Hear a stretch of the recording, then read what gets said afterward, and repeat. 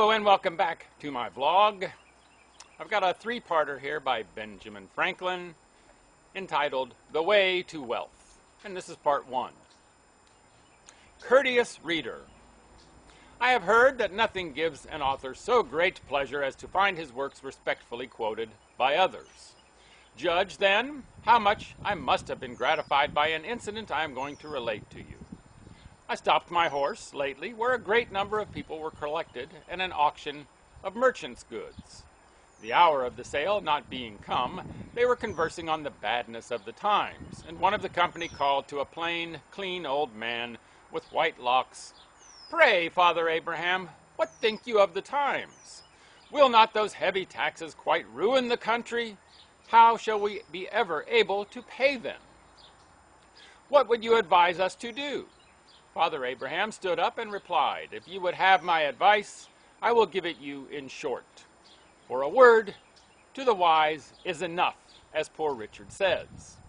They joined in desiring him to speak his mind, and gathering round him, he proceeded as follows. Friends, says he, the taxes are indeed very heavy, and if those laid on by the government were the only ones we had to pay, we might more easily discharge them. But we have many others, and much more grievous to some of us. We are taxed twice as much by our idleness, 3 times as much by our pride, and 4 times as much by our folly. And from these taxes the commissioners cannot ease or deliver us by allowing an abatement. However, let us hearken to good advice, and something may be done for us. God helps them that help themselves, as poor Richard says.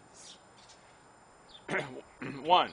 It would be thought a hard government that should tax its people 1/10 part of their time to be employed in its service, but idleness taxes many of us much more. Sloth, by bringing on diseases, absolutely shortens life. Sloth, like rust, consumes faster than labor wears, while the used key is always bright, as poor Richard says. But dost thou love life? Then do not squander time, for that is the stuff life is made of, as poor Richard says. How much more than is necessary do we spend in sleep, forgetting that the sleeping fox catches no poultry, and that there will be sleeping enough in the grave, as poor Richard says. If time be of all things the most precious, wasting time must be, as poor Richard says, the greatest prodigality, since, as he elsewhere tells us, lost time is never found again, and what we call time enough always proves little enough. Let us then be up and doing to the purpose. So by diligence shall we do more with less perplexity. Sloth makes all things difficult, but industry all easy. And he that riseth late must trot all day, and shall scarce overtake his business at night, while laziness travels so slowly that poverty soon overtakes him. Drive thy business, let not that drive thee.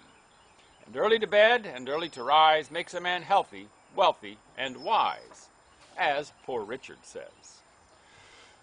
So what signifies wishing and hoping for better times? We may make these times better if we bestir ourselves. Industry need not wish, and he that lives upon hope will die fasting. There are no gains without pains. Then help hands, for I have no lands. Or if I have, they are smartly taxed. He that hath a trade hath an estate, and he that hath a calling hath an office of profit and honor, as poor Richard says. But then the trade must be worked at, and the calling well followed, or neither the estate nor the office will enable us to pay our taxes. If we are industrious, we shall never starve, for at the working man's house hunger looks in, but dares not enter. Nor will the bailiff or the constable enter, for industry pays debts, while despair increaseth them. What, though you have found no treasures, nor has any rich relation left you a legacy? Diligence is the mother of good luck, and God gives all things to industry. Then plow deep, while sluggards sleep, and you shall have corn to sell and to keep. Work while it is called today, for you know not how much you may be hindered tomorrow. 1 today is worth 2 tomorrows, as poor Richard says, and farther, never leave that till tomorrow, which you can do today. If you were a servant, would you not be ashamed that a good master should catch you idle? Are you then your own master? Be ashamed to catch yourself idle when there is so much to be done for yourself, your family, your country, and your king. Handle your tools without mittens. Remember that the cat in gloves catches no mice, as Poor Richard says.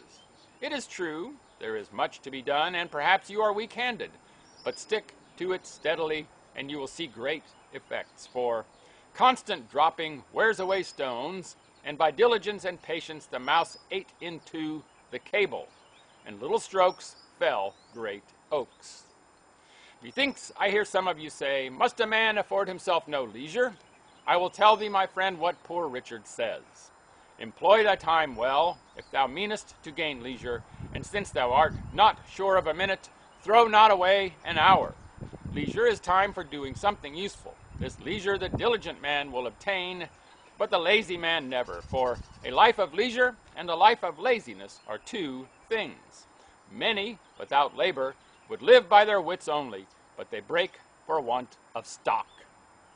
Whereas industry gives comfort and plenty and respect, fly pleasures, and they will follow you. The diligent spinner has a large shift, and now I have a sheep and a cow. Everybody bids me good morrow. And I bid you good morrow. Part 2 next time. Make it a great day, and bye for now.